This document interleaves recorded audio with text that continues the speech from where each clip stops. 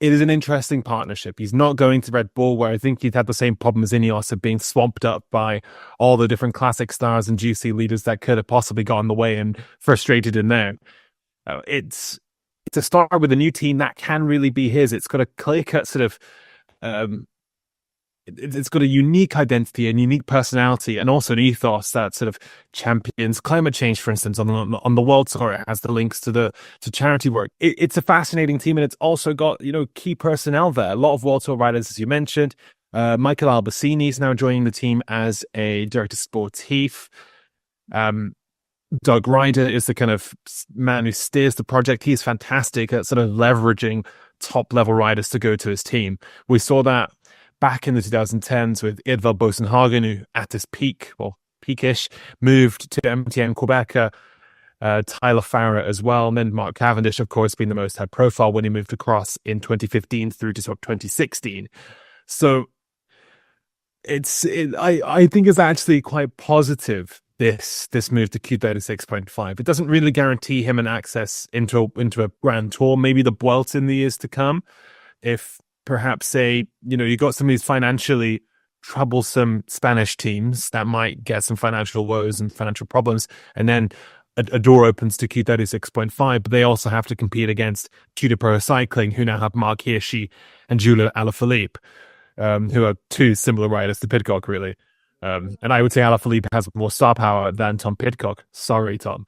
But it's, it's going to be exciting. I'm actually, quite happy he's gone here and not gone to World Tour team. And when the rumors came out, I sort of, raised my eyebrows, but now I'm really on board with this. I mean, last year, 5 victories, that was it. But I thought the Giro d'Italia wouldn't be more than cards. I wanted to focus a bit more on the squad itself. So Brambilla, you mentioned in the past, Nizzolo as well, former points classification winner of the Giro d'Italia, Tobias Ludvigsen, Carl Fredrik Harden, the Prince of the Mountains, or whatever they call him in Norway. Damien Housen, who's a rider that Doug Ryder spoke about when we heard an interview, saying that this is the kind of rider where you give them opportunities that they've not had in other teams. And so do you think the squad can kind of help him as well with his goals? Yeah, Damien Housen, I think a bit of an underrated rider, fell through the gaps of the World Tour and has now really come into his own. Also add in, I mean, the team's bolstered up its startless short backs, the Dutch rider who was domestique for Tadej Pogacar when he was really focusing on the Cobble Classics and those hilly one-day races. He's a fantastic rider, a little bit underrated. David de la Cruz in the mountains as well. You've got Emos Lepins from Latvia, who's another sort of really strong rouleur. Matteo Moschetti in the sprint, Nizzolo on the sprint, Yannick Steimler as well, another good puncher, and Milan Varda as well has just moved to the squad. Varda, who has won a World Tour race at the Tour of Guangxi back at the end of 2023. So I think it's positive. It's not quite the same sort of magnet as sort of Tour de Pro Cycling, or it doesn't have that sort of Tour de France edge that like an Uno-X or a Total Energies have. But it is definitely a team that's knocking on the door for bigger race invites. They currently get invites into Paris-Roubaix, the Tour of Flanders, also, what's that race called? Strade Bianca. There we go. Which is 3 races that of course, Tom Pidcock would like to target next year. I mean, he's won Strade Bianca in the past. And I think with, more time, more development, and this team is only going to grow in strength, and they might even sort of overtake a couple of the traditional wildcard teams. I'm looking, at Spain that I mentioned, but also potentially some of the Italian teams. Your kind of Halti Visit Malta, as it'll be known next year, maybe even your VF project, or whatever they're called next year.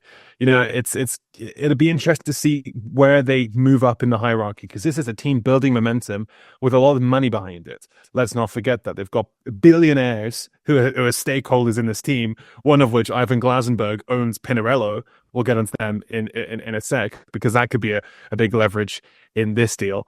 And also loads of these blue chip sponsors that you have, your UBS, your Breitling, and so forth. It's, a team with real sort of money bags and ambition, expertise. It's not just sort of, a bunch of finance going towards a lost project. It really is got some top tier sort of expertise, management staff who are all there working towards this. And I think Pidcock joining is actually going to help his reputation because it's, you know, fallen through the cracks a little bit at the pro team level if you're judging it by reputation. Yeah, but I mean, 3 years, it's going to be like some of the biggest years of his career if you go by like normal trajectory of a rider from he's around 25 to 28.